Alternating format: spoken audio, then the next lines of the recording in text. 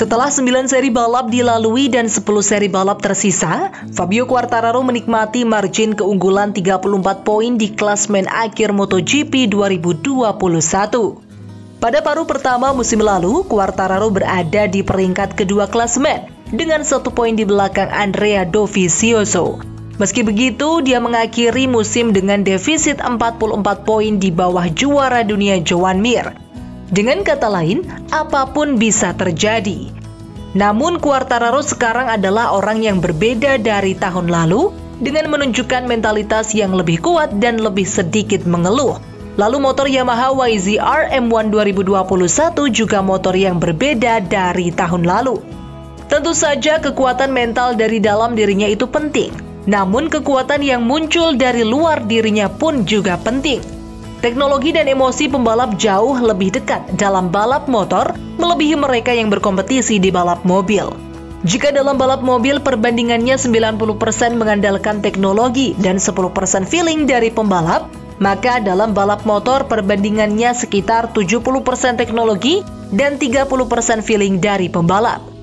Hal ini dikonfirmasi sendiri oleh desainer sasis paling sukses di MotoGP, Alex Baumgartel, yang merupakan salah satu pendiri Kalex yang saat ini mendominasi Moto2 dalam dekade terakhir. Baumgartel memulai karirnya dalam balap mobil sebelum akhirnya pindah ke balap motor karena menurutnya balap motor lebih menantang. Di balap mobil semuanya tergantung pada data. Baumgartel lebih menikmati motor karena feeling yang didapat dalam balap motor sangat membuatnya tertarik.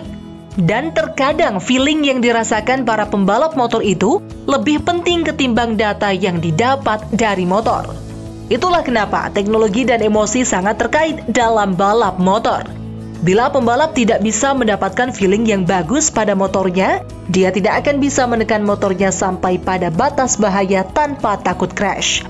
Sebaliknya, saat pembalap bisa mendapat feeling yang bagus pada motor, dia bisa langsung menekan motor sampai batas maksimal motornya dan bertahan di level itu selama mungkin. Namun tentu saja tidak secara sembarangan melebihi batas, karena pembalap bisa merasakan motornya dengan sangat baik, sehingga pembalap tahu saat ada sesuatu yang salah dari motornya, dia langsung menjauhi limit motornya dalam sepersekian detik. Saat ini Quartararo sedang berada dalam situasi semacam ini karena motor YZR M1 2021 pada dasarnya adalah motor YZR M1 2019 dengan mesin 2020. Insinyur Yamaha telah mengerjakan mesin 2020 dengan crankcase yang berbeda dan kemasan yang berbeda untuk menciptakan motor yang bisa menawarkan pembalapnya feeling yang sama seperti motor versi 2019. Bagaimana insinyur Yamaha melakukannya? Tentu mereka tidak akan membuka rahasianya. Namun tampaknya dengan memodifikasi kekakuan sasisnya terutama pada area depan motor dan dengan memindahkan komponen di sekitarnya untuk meniru keseimbangan motor Yamaha M1 2019.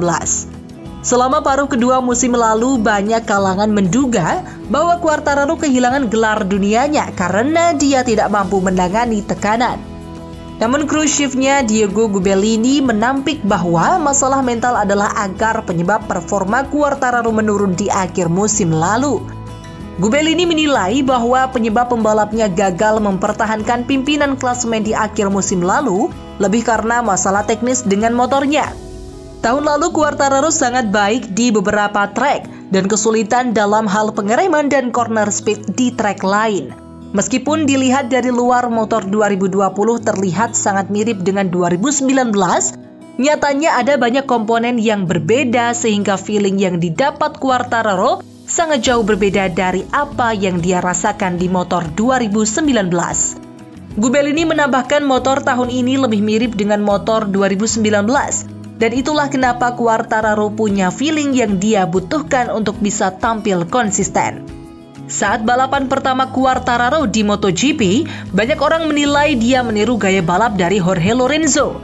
Memang, Quartararo sangat akurat dan konsisten, namun dia bukanlah replika dari Lorenzo.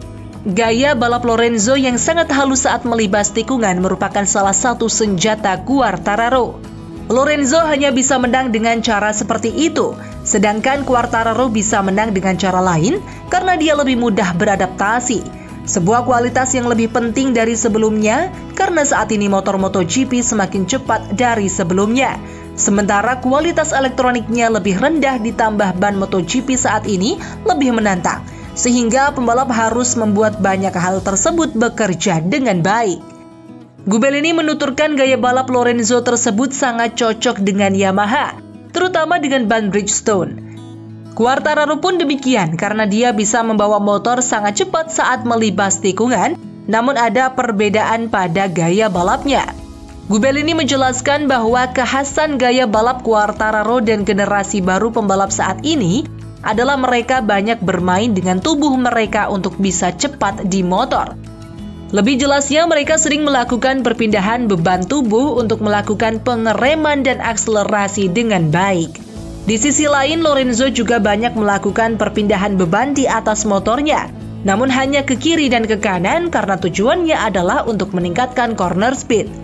Quartararo lebih sedikit melakukan perpindahan beban seperti ini, namun dia lebih banyak melakukan perpindahan beban tubuhnya ke depan dan ke belakang.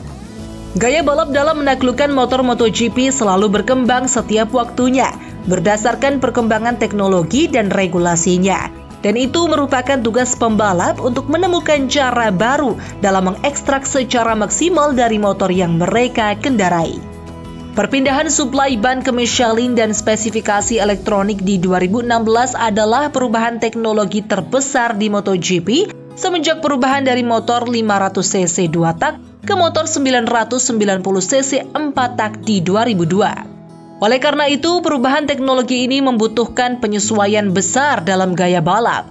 Sejak 2016, pembalap lebih sulit mengendalikan motor mereka karena kontrol traksi, anti-wheelie, dan engine braking control tidak sebaik saat sebelumnya dan karakter ban Michelin yang lebih rumit. Dengan secara konsisten mengatur keseimbangan bagian belakang motor dengan berat tubuh, pembalap akan lebih cepat dalam mengendalikan wheel spin karena dengan memindahkan beban tubuh pembalap ke belakang akan meningkatkan beban pada ban belakang. Sementara mengatur keseimbangan bagian depan motor dengan cara memajukan tubuh ke depan akan meningkatkan beban pada bagian depan motor, yang mana akan menurunkan efek wheelie agar meningkatkan akselerasi. Bila dibandingkan gaya balap Quartararo dengan Marc Marquez itu sama saja membandingkannya dengan gaya balap Lorenzo. Meskipun faktanya mereka mengendarai motor yang berbeda. Bukanlah kebetulan bahwa Marquez juga banyak melakukan perpindahan beban di motor Honda RC2 Trivia-nya, dan bukan kebetulan pula kekuatan terbesar Quartararo adalah kemampuannya dalam mengekstrak potensi dari ban depan Michelin, yang mana ini juga kekuatan terbesar Marc Marquez. Gubelini menuturkan bahwa pengereman adalah kelebihan Quartararo. Namun hal terbaiknya adalah saat banyak pembalap hanya kuat di pengereman ataupun cepat di corner speed. Quartararo bisa melakukan keduanya. Atau bila Quartararo tidak bisa menemukan kecepatan dalam pengereman, dia akan menemukan kecepatan dengan corner speed dan sebaliknya.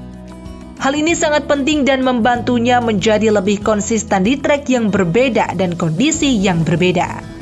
Quartararo dan kru shift-nya telah mengembangkan strategi yang simpel untuk pekan balap, yaitu tidak mengubah setup motor apapun dan membiarkan pembalap Yamaha lain mencoba komponen baru yang ditawarkan Yamaha.